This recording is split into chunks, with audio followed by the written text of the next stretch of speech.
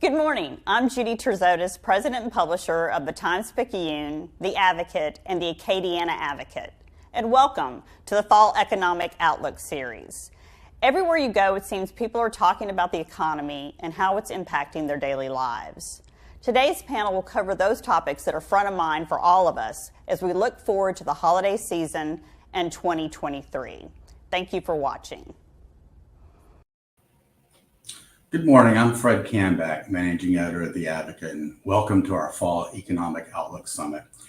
We've got 4 panelists with us here today to discuss what lies ahead for the Baton Rouge area economy.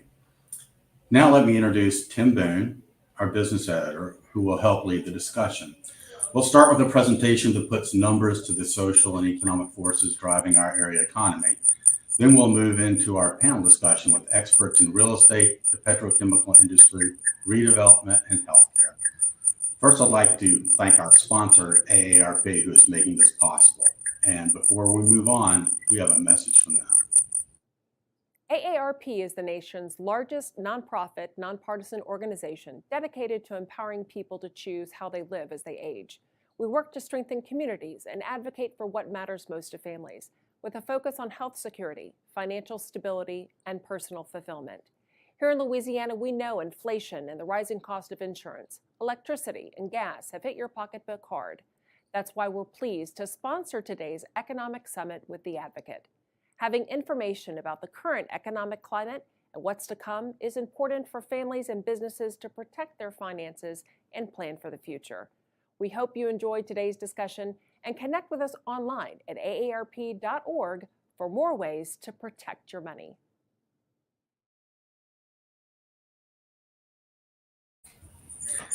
Now we're going to hear from Adam Knapp, President and CEO of the Baton Rouge Area Chamber, which leads economic development for the Capital Region.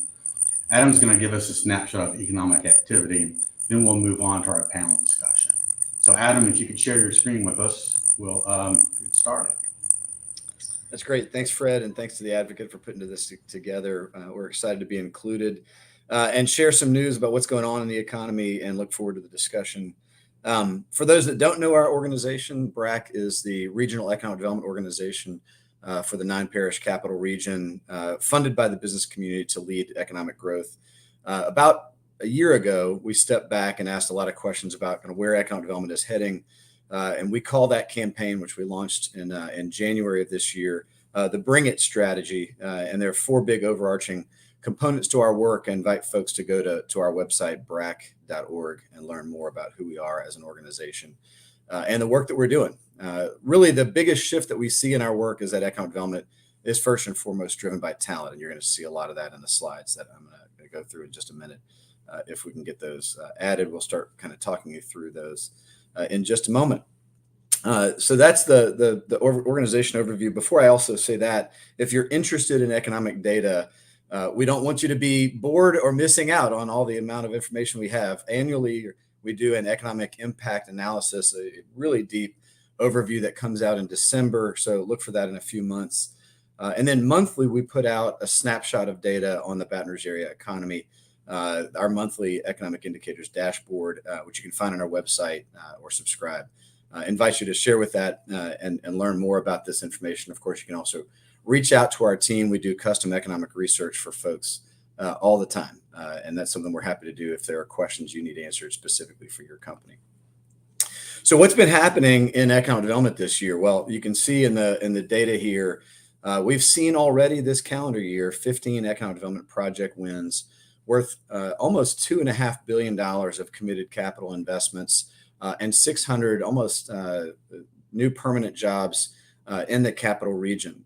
This is on the heels of what was a record-breaking year in 2021, where we saw close to $8 billion of committed capital toward projects and new capital investments, 1,800 new permanent jobs announced through those project announcements. And there were 17 of those. You can see we're kind of at the end of the third quarter or almost so, we're at 15 wins for the year. So there's a lot of activity and momentum in the economy. Those expenditures, I just want to flag what that looks like when that's occurring in the economy, how that then translates into other economic development activity. These we're going to go into a little bit more depth to kind of share with you what sectors really are making these investments. So just in the last calendar year, here's some analysis of what kinds of projects have been announcing. And if you've, for any reason, not been paying attention to what's been happening, the commitment to transitional energy, renewables, carbon capture has been kind of astounding to watch in the last 2 years. You can see here in the numbers that's really translating into both investment, new payroll commitments, and jobs. And that's what you see kind of translated here is just the breakdown of how much the dollars and the job creation flows into these different activities. You'll see there's kind of an amount of jobs on the left committed by projects, those 15 projects, 200 of the 600 in renewables commitments. And then it breaks down from there. 1.4 almost billion of capex of that $2.4 billion capex is in renewables related projects or transitional energy projects. And the same shows for new payroll created, just a significant amount of activity across that sector, which really is captured by projects like you've seen with CF Industries or Arbor Renewables this year, who have made commitments to kind of moving forward projects, either take feedstocks of biofuel or projects, ag projects, or products that can be made into fuels, or companies that are using carbon capture to move into cleaner ways to produce other inputs to manufacturing processes like ammonia. We've seen commitments of and hydrogen projects. We also think a lot about inflation. In fact, that last week we saw a survey here locally asking folks if they're concerned that the economy is going to get better or worse in the next 6 months, and a perception that it's going to get negative. We think largely driven by sort of national perceptions of what's happening with inflation. What's interesting is to step back and understand cost of living. This is data that just came out a couple of weeks ago that showed that in the second quarter of this year, we were in the Baton Rouge metro area about 5% below the national average on total costs. And so while costs are going up, we still do have a little bit better sort of cost of living here than most of the rest of the country. You can also see just some other comparison regions here on the slide, places like New Orleans and Providence, which have higher overall cost of living. And then a number of other communities you can see here kind of across the Southeast, similarly lower than the national average. Our housing prices are one of our probably better advantages. We'll talk a little bit more about that. But housing prices here are 8% below the national average. And as we see in the analysis we've done nationally, when you want to think about young professional relocation, we did some survey data late last year, external to Baton Rouge, national data, and found that when you informed the young professional nationally that housing prices or cost of living here is lower, there were 60% almost more likely to view Baton Rouge favorably when they learned about that. Cost of living is a big factor for relocation decisions today. The other interesting thing I think that's really important to step back and ask about jobs, and we showed you some of the economic development data for the year, is what's been happening overall, not only during the pandemic, but even predating the pandemic in terms of where jobs are being created and where jobs are being lost. And so this shows you 5 years of data of what's been growing and what's been declining. So professional and business services has been fascinating to watch. Think of this as anything from engineering services businesses to CPAs and law firms.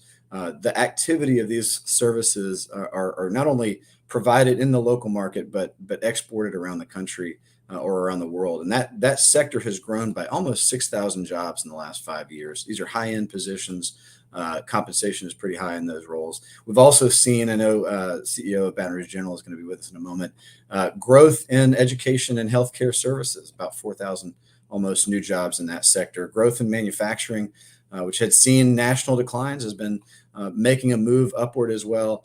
But what you'll of course see here is the losses that are happening or have happened in construction as a sector. And I want you to really think about that as specifically industrial construction here in the Baton Rouge area.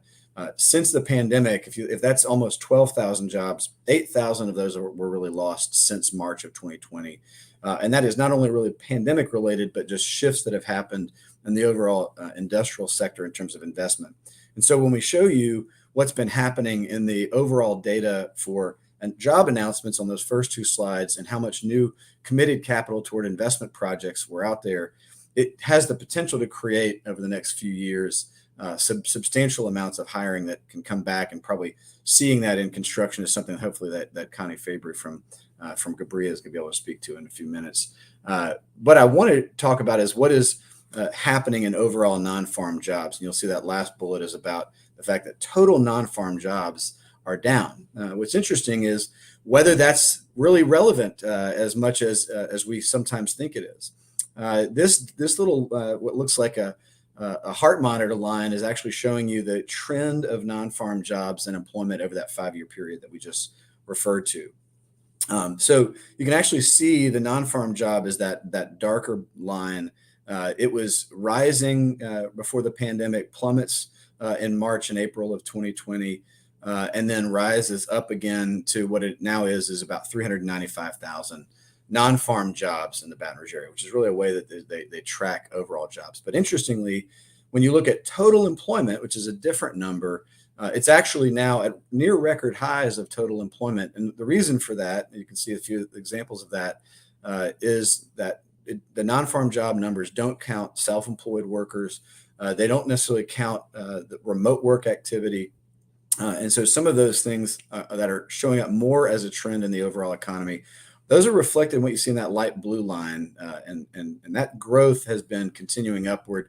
And so we're seeing that contributes to overall economic activity, even if they're not necessarily working in domiciled employers kind of here in the Baton Rouge area, which is that non-farm jobs number.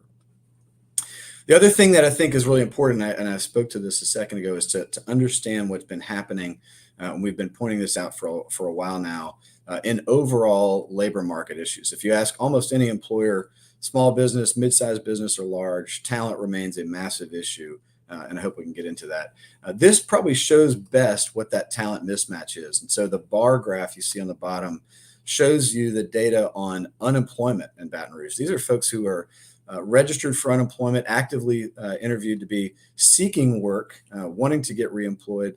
And so that number today is around 17,000 folks who are unemployed and looking for work. That number, of course, spiked during the pandemic. It's come down and it stayed relatively stable, as you can see over the last year. Unfortunately, the data in the orange line is what shows you the number of metro area jobs postings. We track this every month.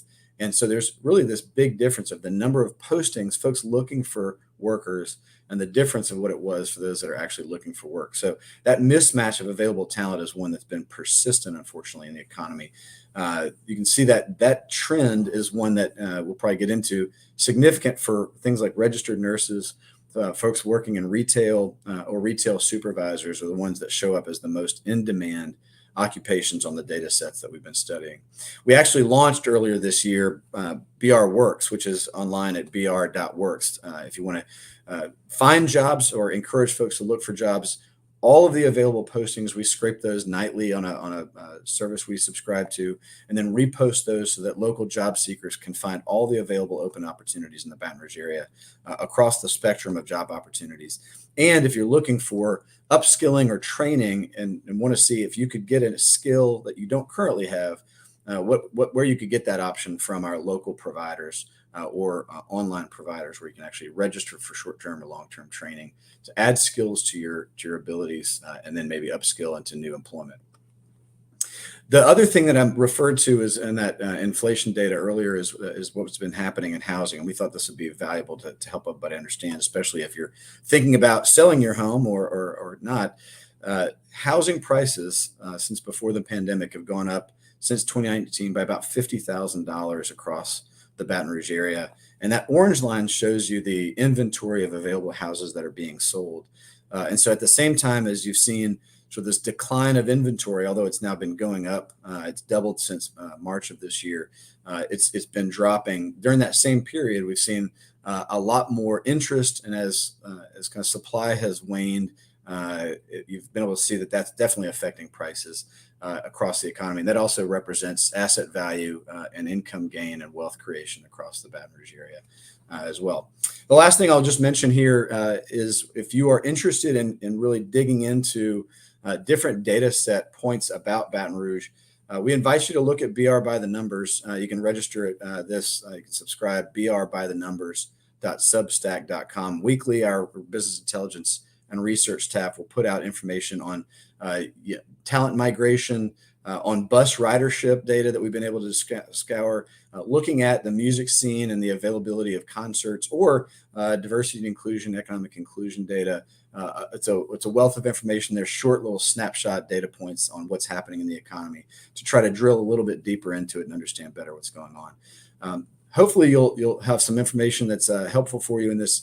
What we see kind of ahead of us is economic growth from a lot of this economic development activity, and of course watching the federal climate to the national environment to see what that's going to do to overall economic activity across the U.S. But our business development staff continue to see a ton of project activity. It feels like almost every week we have another company that's coming in for a visit to look at potential business investment somewhere in the 9-parish region. So it's been a very hot season for us. And as you can see in the numbers, it's already paying off in 2022.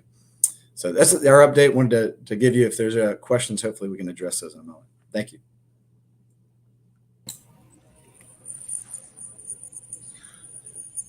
Thank you, Adam. Now it's time for Tim to introduce our panelists, and they should all start popping up on your screens in a moment. Tim?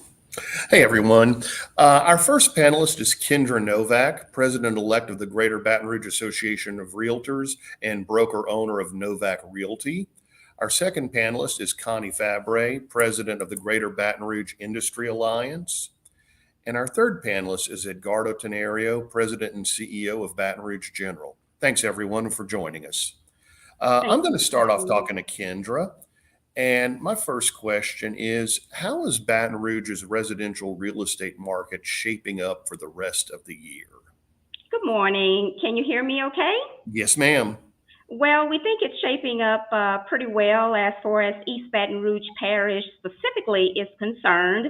The good news is that we are getting more inventory of homes for sale.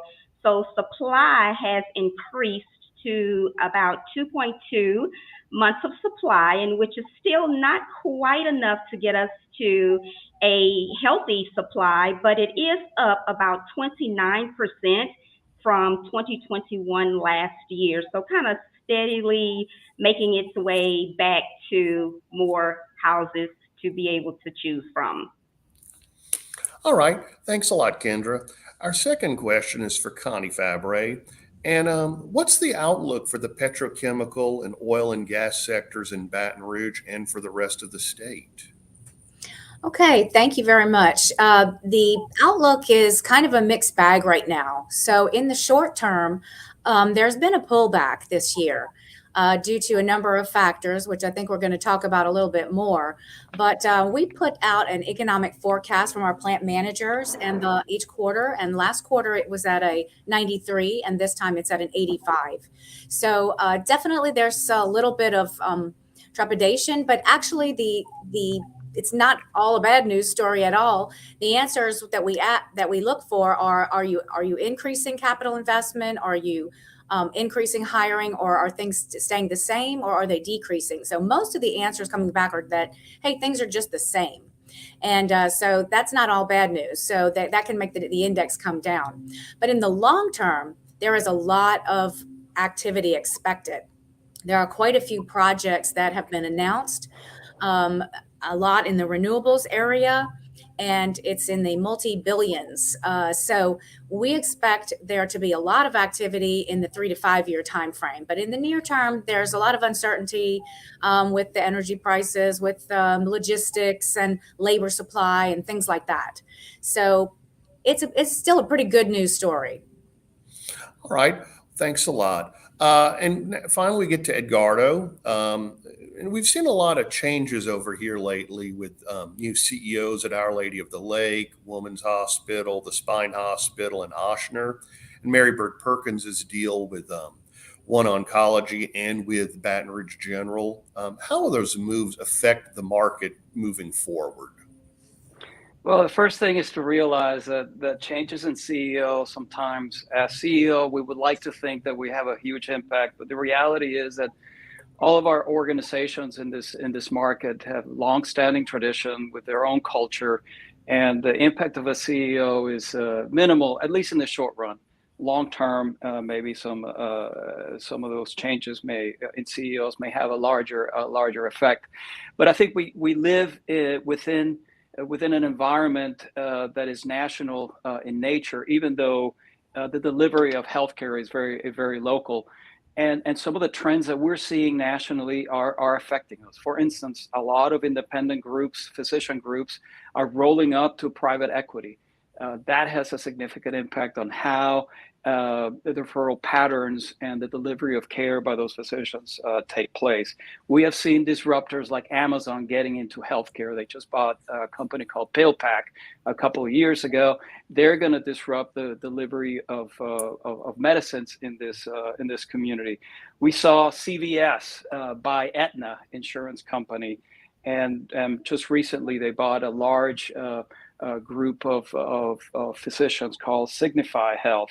Walmart is collaborating with United and in Medicare Advantage and a variety of other products. So all of these national trends will have an impact.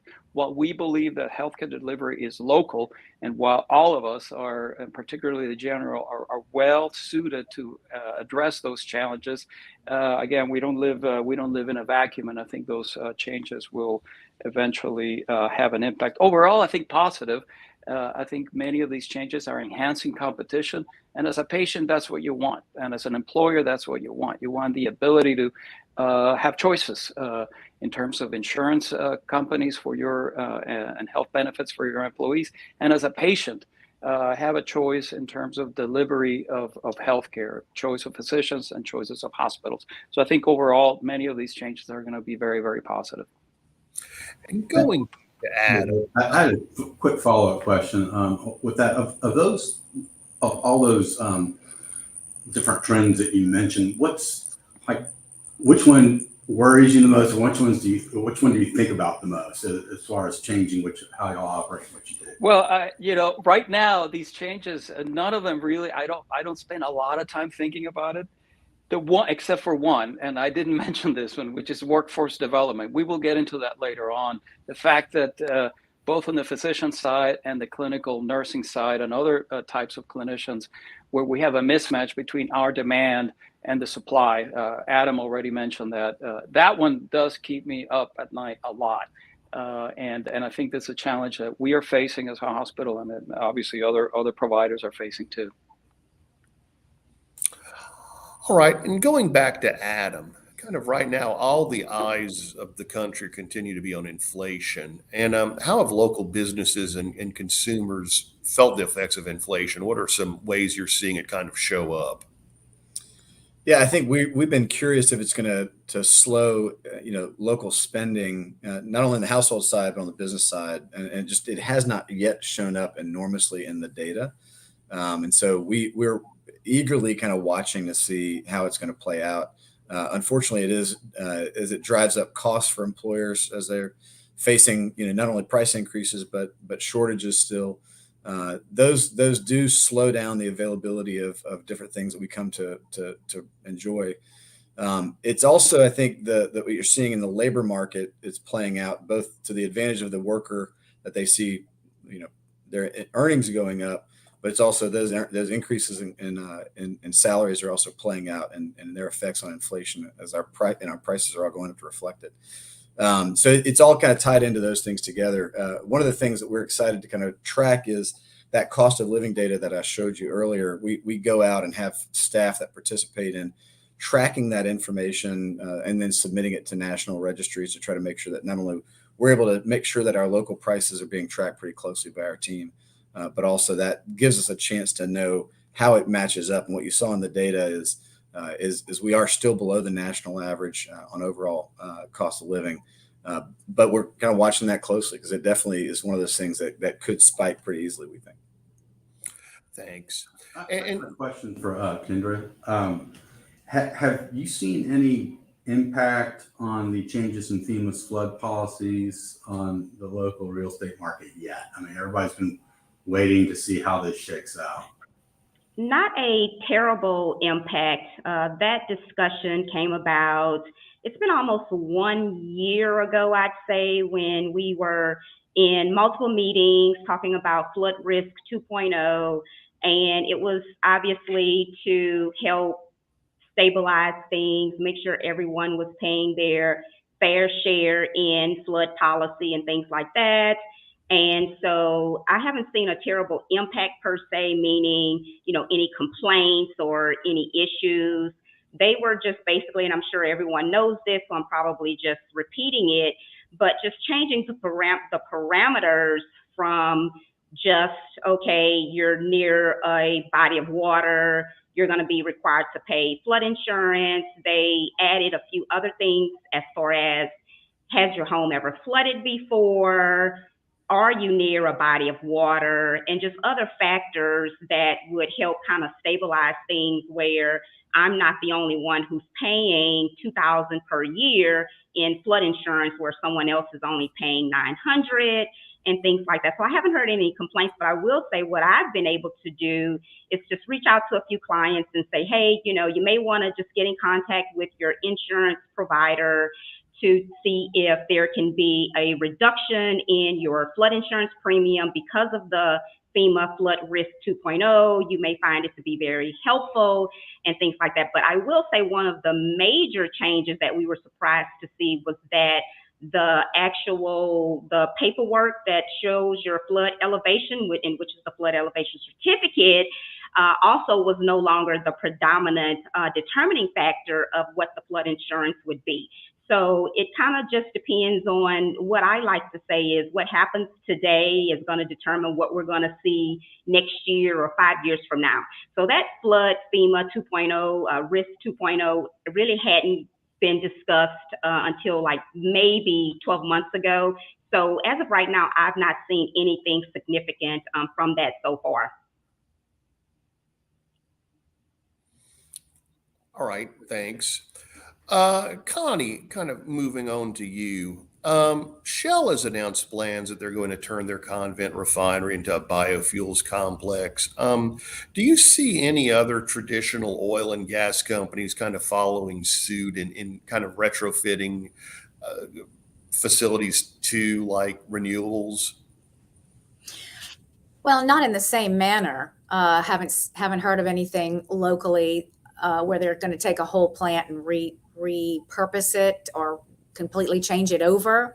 However, I know that there are a lot of the companies, most of the companies are thinking hard about how they can incorporate renewable energy, and how they can use solar, how they can add plug-in stations, how they can just participate in this whole new wave of and realization of trying to get to carbon neutral or and do carbon sequestration and capture. There's a lot of people working on different solutions. So we're seeing a lot of interest for sure, and a lot of people doing research and investigating possibilities. Edgardo, you had mentioned the staffing issue, so let's go ahead and dive into that. We may toss that to a couple of other people too, but I know many companies are facing these challenges. And what are y'all doing to try to solve those issues? Well, first off, there's a lot of activity at the state level. Both BRAC, the Louisiana Hospital Association, the Nursing Board, we're all, and the college, university and college system, and ourselves with our own nursing school, we're all focused on trying to figure out how do we increase the number of nurses so we have a better match between our supply and our demand. Specifically, one of the things I am doing, and this is partially through the efforts of the East Baton Rouge school system and the Baton Rouge Chamber of Commerce, we are committing to, in a sense, adopting a school, both elementary school and all the way through to a high school. This is in the Mid-City area with Park Elementary and Capitol High, in partnership with the school system, to dive in and make sure that those kids, at the end of this long road of education, when they graduate from high school, they either have a job or that they're clearly on track to a nursing school or a radiation technology school or university if they have the talent that they desire to go in that direction. And I think that not just our hospital, but every other hospital and every business that is worried about workforce development is going to have to recognize that the process starts at literally when the baby's born. And if we're not committed to seeing that baby grow and get educated all the way through with skills that we actually demand, then we will continue to have this problem. It's almost like as a business over the last 40 years, we've decided, well, that's somebody else's job. We just want the end product and not recognizing that we have to be involved. So I want to encourage all the businesses in East Baton Rouge and throughout the state to get involved in workforce development, and that means getting involved with the school system. So that's one small thing that we're doing that I think other people can imitate. Have you seen, that there was a lot written, a lot of discussion about travel nurses, especially during COVID. Is that still a thing, or has that faded? Yes, that has had a major effect. It continues to have a major effect. Obviously, it was a good thing that this happened because there was a lot of competition for that talent, and it was very expensive. And so the nation needed to figure out that the talent would go to the places that were needed the most, and those were the places that were willing to pay the most. For a period of time, we paid a lot for these nurses, but that's because we needed them. And then eventually the nurses traveled to other locations. We're still feeling the after effects of that. Obviously, in conjunction with the rise in demand, there was also nurses who were resigning for either because of they were of retiring age or because of stress. And again, we're still feeling the after effects of that. I was just talking to the CEO of a hospital system in New Orleans, and he told me again, August was a very difficult month financially. So it was difficult for us too. And again, it's because of the workforce development issue and the lack of match between supply and demand. So we're still paying for that. But I think we've seen an improvement over the last 6 months as wages start compressing a little bit in terms of travel nurses. We've hired about 160 nurses over the last 4 to 6 months, and I think that that trend will continue, and I think will bring a lot of relief for the hospital systems. All right, and kind of continuing with jobs talks, Adam, what jobs are currently in the highest demand for the Baton Rouge area? I think you kind of touched on some of that in the original presentation, but let's kind of talk about this a little more. Yeah, sure. And I want to kind of piggyback too on some of what Edgardo shared.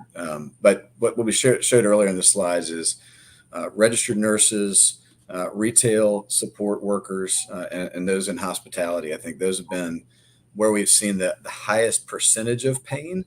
But everybody in almost every sector feels it, Tim. And so it seems like it's hard to single out just one industry sector when it's kind of across the board.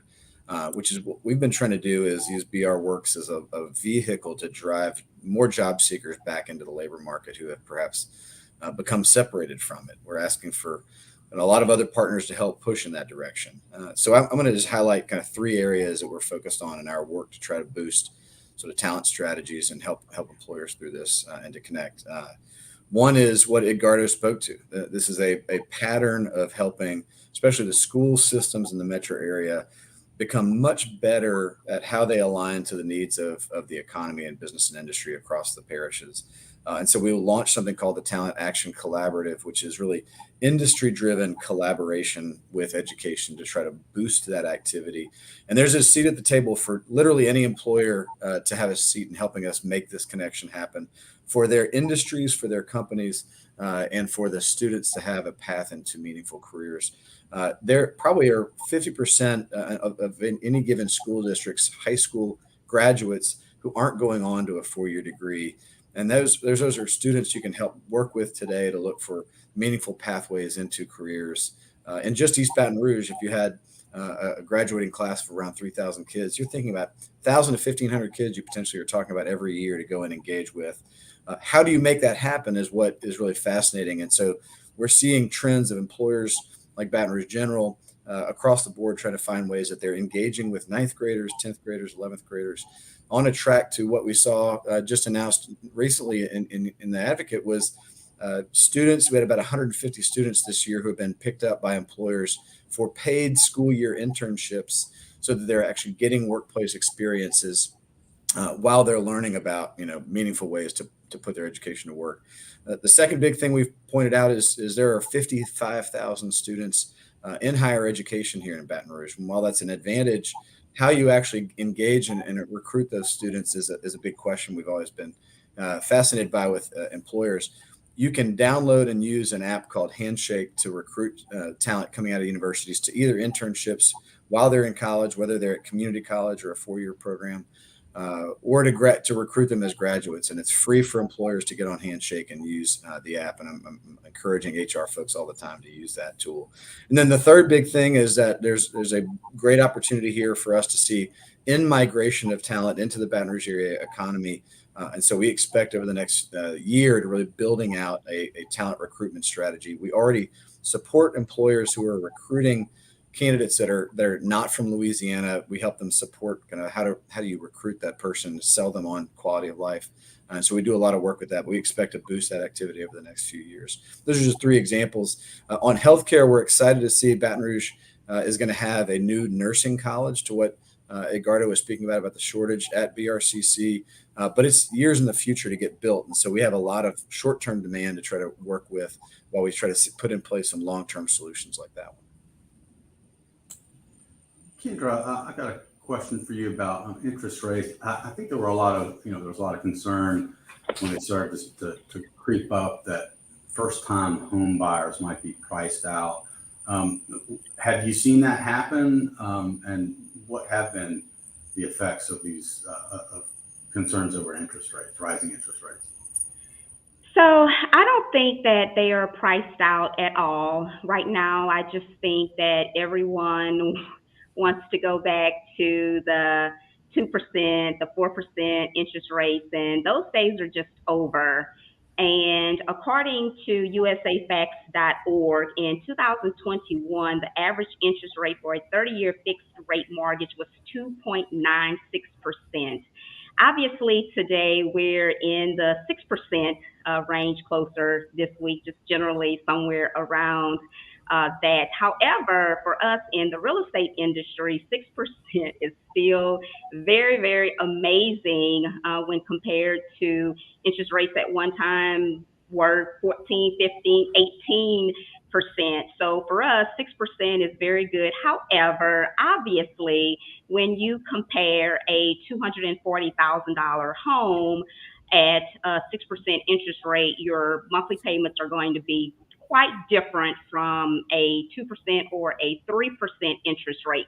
But what I've realized is that when we were at the 2% and a 3% interest rate, those prices were also very, very inflated. So a $250,000 home was actually $300,000 because sellers were asking $50,000 more, or buyers were paying $50,000 more. So in my opinion, it kind of offsets things a little bit. If we looked at it in that way, yeah, you had a much lower interest rate. But in some cases, especially in 2020 to 2021, you were paying a lot more, especially 2021 and some of 2022, because that era basically ended the third quarter or the second quarter, of this year. So around the end of June, July, the whole, paying over price, getting homes or paying for homes that are $50,000 and $20,000 more, and sellers getting this extraordinary amount of money, those days are over. The days of the 2%, 3% interest rate, those are over. So we're at the 6%. Obviously, the Federal Reserve knows what they're doing. Everyone's trying to battle inflation.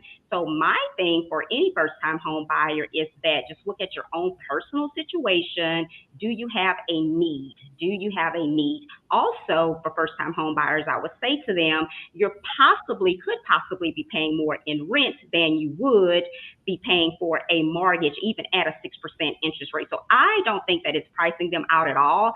I just think that obviously the way that numbers work, you're not going to be able to afford as much on 6% as you would on 2 to 3%. But again, those days are over. We cannot go back to them. So we're working with what we are working with. And if you qualify based on other scenarios, you know, your credit, your income, your assets, your debt to income, is where it needs to be and things like that, then you can still purchase a very beautiful home, very affordable, and 6% or whatever rate you end up being at, because I cannot quote interest rates or what anyone would get. That would depend on your credit score and obviously the parameters that the actual mortgage lender is going by. So to answer your question, I do not think that it's pricing them out. I just think that people are still scared, and everyone always wants to go back to the past. You know, it's like when you're in real estate, someone wants to say, oh, well, my grandfather 20 years ago got a house for, you know, 19 or 50 years ago, you know, purchased a home for $19,000. It's like, yeah, ma'am, that was 50 years ago. So the 2%, 3% interest rate, I think we're just out of that. People are still wanting that, and everyone, I believe, or most people, we have the mentality of, well, let me just wait. Well, the waiting game is not always the best thing. If we look back at history, we can see that, I hate to mention this, but in 2001, you know, the Trade Center crashed. Then, you know, 2005, Hurricane Katrina. Then in 2008, the Great Recession, you know, there was bailout, there was recovery. So every time we wait, there's no way to make predictions of what's going to happen, any catastrophes or anything like that. So going back to that, even 2008, recession, bailout, we're in recovery, we're getting better. Then what happens? The Great Flood of 2016.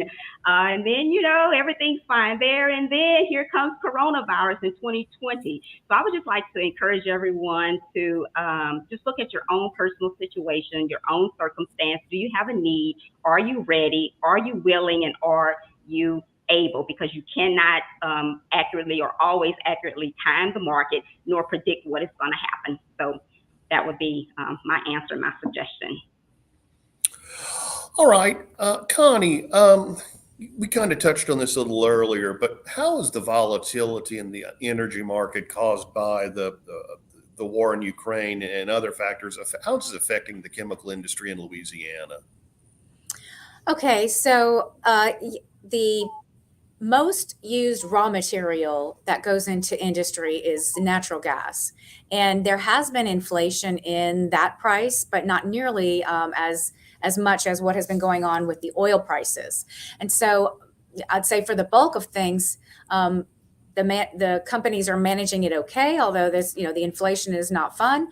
But the other way that inflation in the oil prices affects industry is through their electricity costs, through higher prices for goods and logistics and transportation and things like that.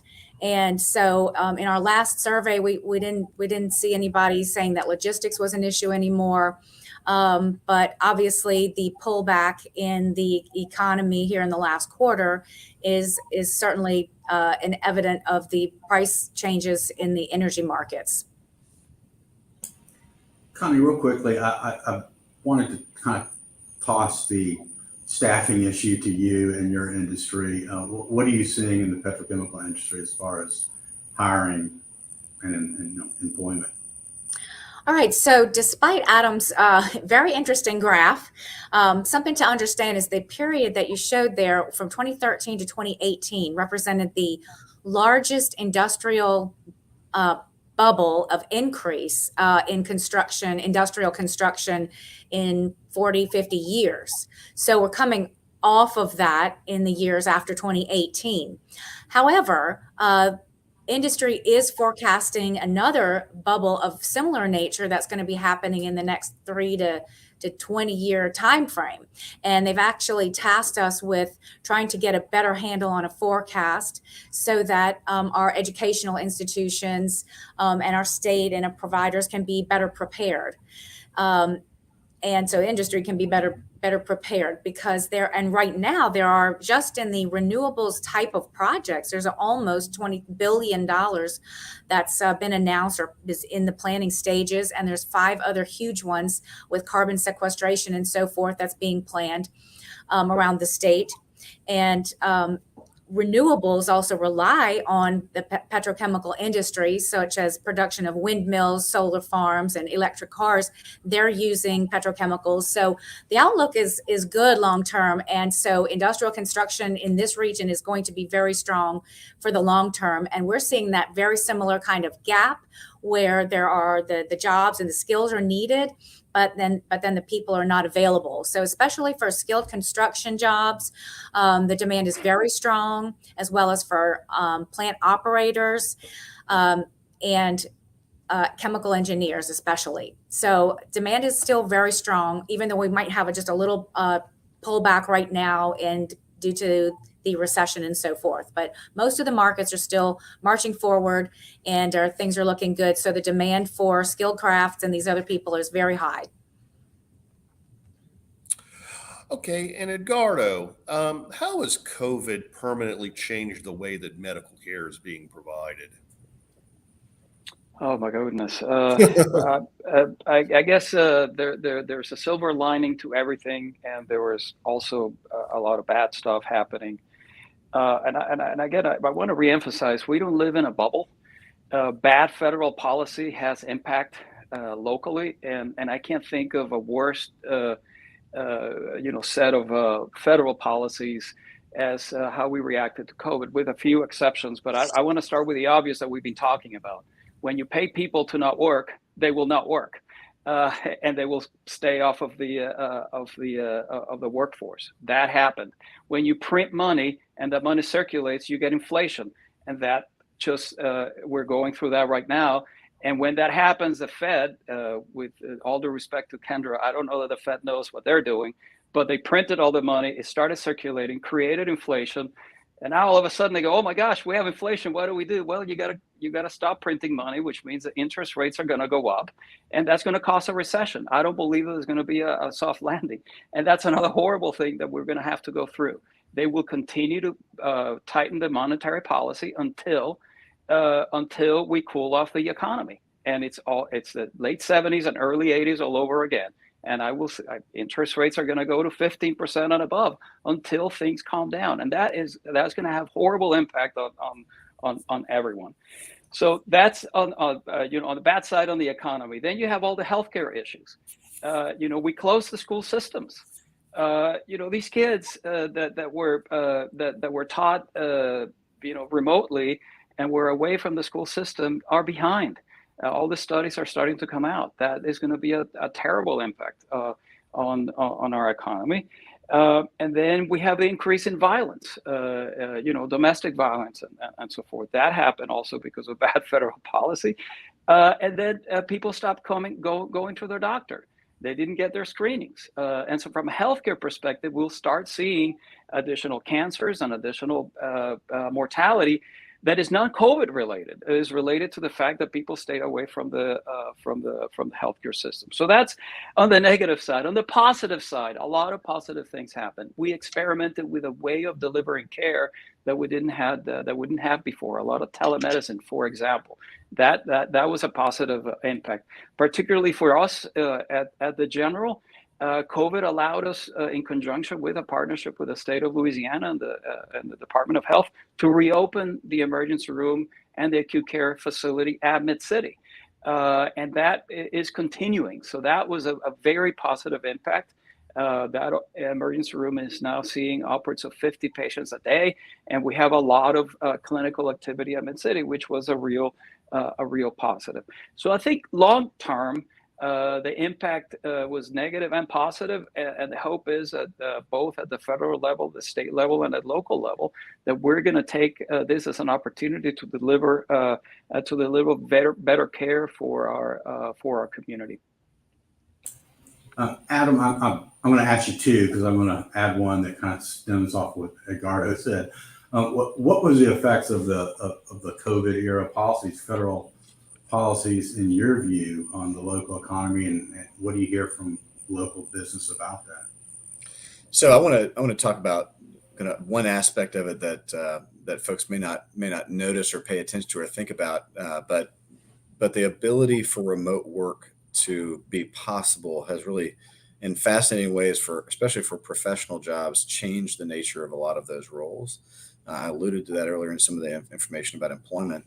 But we've heard examples, not a ton of them yet, but enough that you're sitting up and paying attention, where someone can perform a role, say a legal admin can perform a role just as easily remotely for a law firm in Seattle as here, and the price differential between Seattle and Baton Rouge is such that they're saving money in Seattle, and somebody here is making substantially more potentially than what that role might pay for in Baton Rouge. And so that shift is fascinating to watch how it's unfolding for those roles for which that is possible, which is not all positions that are obviously in the economy.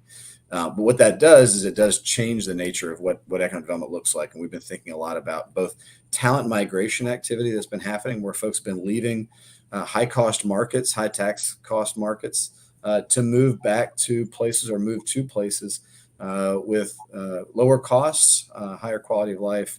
And those factors have continued to play out in economic development that we're kind of watching how that trend unfolds. But it does, in our mind, make the emphasis even higher. It was already high. It's got to be even higher on what we've been talking about: talent and availability of talent, and both development of talent and recruiting talent remains a big issue for almost every employer. And it does for metro markets like Baton Rouge to be much more aggressive at that work. The other thing that it kind of makes an emphasis on is what is your quality of life, and are you doing more to make your community livable, so that story, that attractiveness is one that is going to both be interesting to folks to relocate into. That has, I think, changed economic development substantially. It was underway before the pandemic. It was very much accelerated during the pandemic. That is a trend we're paying attention to, and think it's going to affect Baton Rouge. And our employment data that I showed earlier that shows that we're at near record high employment in Baton Rouge, that's partly reflected by the fact that there are some substantial number of the workforce is choosing that option. I think I ask you this next question every time we have one of these summits, but what are the chances for a new bridge in your view at this point? I know Brack, has led the charge and talk about quality of life, and I know it affects businesses tremendously. No, and I'm glad you ask it every time, because it'll probably be a long time you can keep asking the question. We have been putting out at brack.org/bridge updates to that information, and we work closely with Connie Fabry on a coalition that we call Crisis. And that coalition of multi-parish leadership from business and industry across a wide variety of sectors, all they're really focused on at this point is making sure that project moves forward with diligence. So what's happened in the last year? Just a few things to refresh for folks.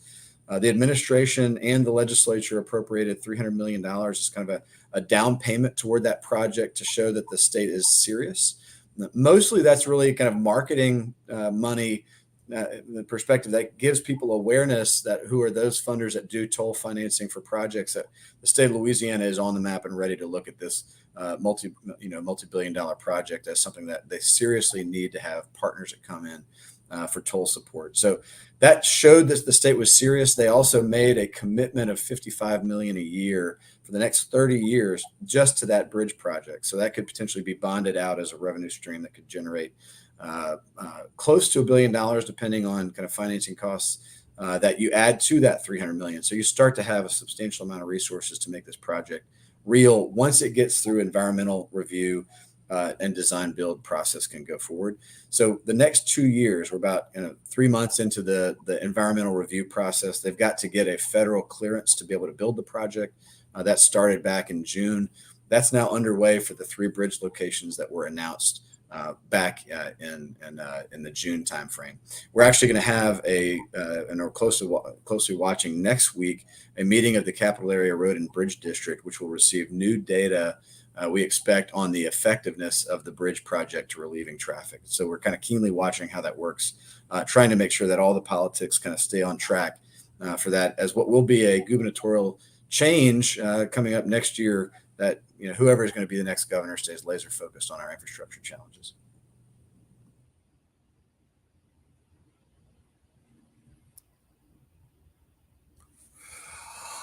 All right. I guess it's kind of time to wrap this up. Any last thoughts from any of the panelists? Well, I'll just chime in here as the petrochemical industry is probably the largest employer when you put it all together. The multiplier effect puts the petrochemical industry as our biggest employer in the region. So the outlook is pretty good, although we have some challenges to overcome with what y'all mentioned as far as a recession. And how those effects will play out is not necessarily known, of course. Also, the political and the community acceptance of industry in the region is something that industry is really watching heavily. We have a new organization called Industry Makes. So be on the lookout for that, for promoting the facts and getting more information out there so that people can understand how much the petrochemical industry is just part of our everyday lives, and that we will be for a long, long time. Out to 2050, although renewables are the fastest growing energy sector, they don't compare to the oil and gas that is still going to be needed for things like medical supplies, the cars, and everything in our lives. So we're a key part. We're part of the community, partner with everyone and everything in our community, and the outlook long term is bright. Timothy, Kendra? I would like to thank the advocate for keeping us informed, and I so appreciate Timothy and Fred and John and your entire staff. And just thank you so very much for having me as a part of this great group of people. Thank you so much. Yeah, thank you. I just want to say I echo what Connie says, and this is a topic that Adam hears me talk about all the time, is that we got, as much as we want to diversify the economy, remember that at the base of this economy is the petrochemical industry. And to the extent that we can create an environment of friendliness toward the industry and an environment of stability so that they understand how our various tax policies actually affect it so they can plan long term, we're going to be okay. The moment we start attacking that industry and start doing things that are going to affect us negatively, Texas or other states or other countries are going to get all these projects. So again, locally, we got to be very conscious of that. And so I appreciate the work that Connie and others, Adam and others do to really continue to stabilize and attract the petrochemical industry to this community. We have a competitive advantage. We have the Mississippi River. We have a ton of oil and gas lines, and we have talent. So let's take advantage of that. The second thing I would say is if you're a business owner or a business manager and you're worried about workforce development, get involved with BRAC. With this TAC initiative that Adam talked about. It's very, very important. I think we're not going to turn it around unless we get involved. So I want to encourage everyone to do that. And thirdly, let me just let you know that the Baton Rouge General and the rest of the healthcare community is here to serve. And despite our level of competition, which I believe is healthy, we collaborate in many, many ways. And I think we all should be very proud of our healthcare industry here in Baton Rouge. We have a lot of competitive advantages related to that, not the least of which is the Pennington Biomedical organization, and they're a phenomenal research institution that we ought to continue to support and leverage for the healthcare industry. And so we are also doing a lot of work in that regard with the healthcare district and BRAC. So thank you again to the advocate for bringing us together, and looking forward to doing this again. Adam, any last thoughts? I just want to thank everybody for including us, and we'll be able to share the slides with folks that have interest in that information through our website. And should you have any needs for additional information, please do reach out to us at brac.org. All right. Well, I think we're about out of time. I just want to thank all our panelists for agreeing to take part, and thank everybody who took the time to tune in. There was a lot of great information today. And again, I'd like to thank our sponsor, AARP, and everybody have a good day and take care.